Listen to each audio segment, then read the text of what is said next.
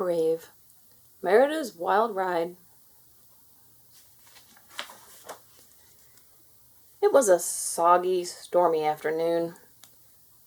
Merida sat in the stables reading from an old book of Highland tales. She and her horse, Angus, wanted to go for a ride. If only the weather would clear up. "Look at this picture of a brownie," Merida said. "The book says they're little goblins who cause mischief unless you keep them well fed." "Sounds like my brothers." Angus snorted, shaking his head. It was clear that he wanted nothing to do with magical creatures, especially after their last encounter. Even though Merida had been able to transform her mum back from a bear into a human, Merida had learned that magic was not to be taken lightly.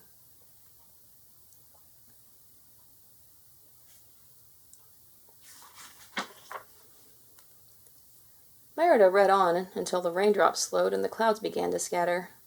"Come, lad," said Merida to Angus. "The sun's breaking through. Let's go for a ride." They galloped across the bridge and down the hill, but just as they reached the woods, Merida saw a flash of gray dart through the trees. "What was that?" she cried. But Angus didn't want to follow it, whatever it was.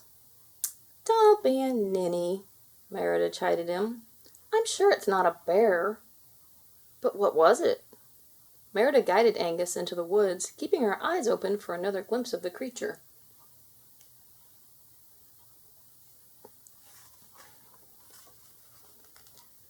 As they rode, Merida kept catching flashes of the animal. She urged Angus to go faster until they broke through the trees and into a clearing. There stood a magnificent gray horse. Its coat shimmered. Its mane was like fine silk. Breathless with excitement, Merida whispered to Angus, "He's beautiful." Merida dismounted and approached the horse with a gentle smile. "Come here. I won't hurt you." Suddenly, Angus blocked Merida's path. "Angus," she called, "don't be jealous, lad.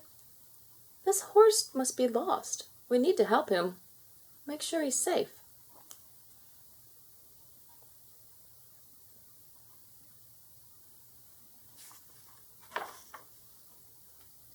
Merida cooed to the gray horse, and it responded with a soft whinny. "See, Angus? He's friendly." Merida stroked the new horse's nose playfully. "Now I'll ride him back to the castle, and you follow close behind. Okay, Angus?" Merida had a spare bridle in Angus's pack, but she decided not to use it. She didn't want to spook the horse with unfamiliar reins. Instead, Merida decided that she could guide him with her hands wrapped in his mane. Angus gave a resigned snort as Merida swung up onto the gray horse's back. But as soon as she mounted him, the horse reared wildly. Merida tried to calm the horse, but he started running. Faster and faster the strange horse galloped until the field was far behind them. Soon the trees began to thin, and Merida gasped in horror. They were racing toward the edge of a cliff. Merida tried everything she could to get the horse to stop, but nothing worked. She realized her only chance was to leap from the horse's back, but when she moved to jump, her hands were stuck to the horse's mane. His hair wasn't sticky or knotted, yet Merida could not free her hands. It was as if they were held there by magic.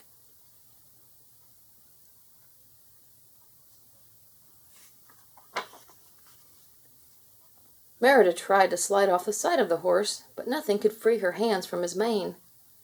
She thought she was out of options.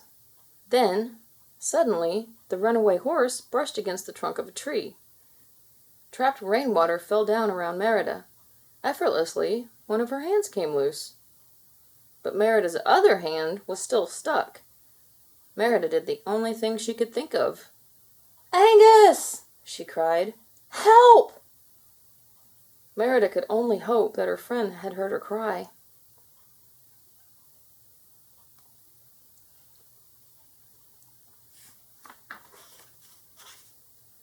Merida looked up at the sound of a whinny.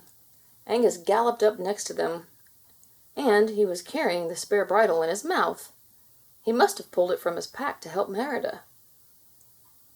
Angus tossed it through the air just as they were nearing the cliff's edge.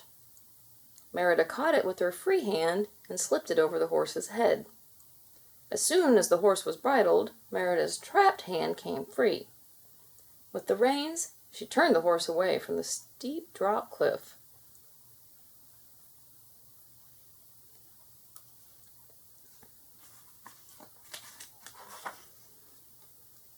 Now that the horse had calmed down, Merida guided him to a safe path beside the sea. As they reached the shore, the horse finally slowed to a stop. Grateful, Merida jumped off. The stallion stood quietly. Merida looked in his eyes for an answer about what had caused the wild ride. It was clear to her that this was no ordinary horse. It must be a creature of magic. Merida removed the bridle and whispered quietly, "What are you?" But the horse did not reply. He simply moved his head softly, as if he were nodding, before galloping down the misty shoreline and into the water. Merida frowned as she watched him. As the horse raced deeper into the sea, he seemed to disappear into fog. Merida mounted Angus and returned home. She was glad that the strange horse had not harmed her, but she wanted an explanation for her wild ride.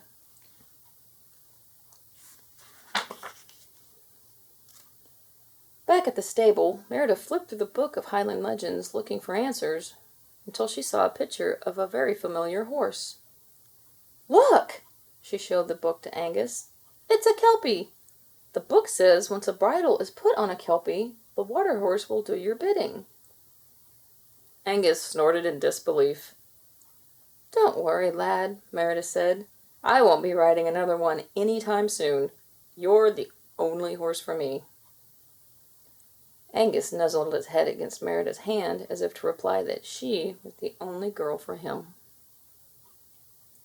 The end. Please subscribe.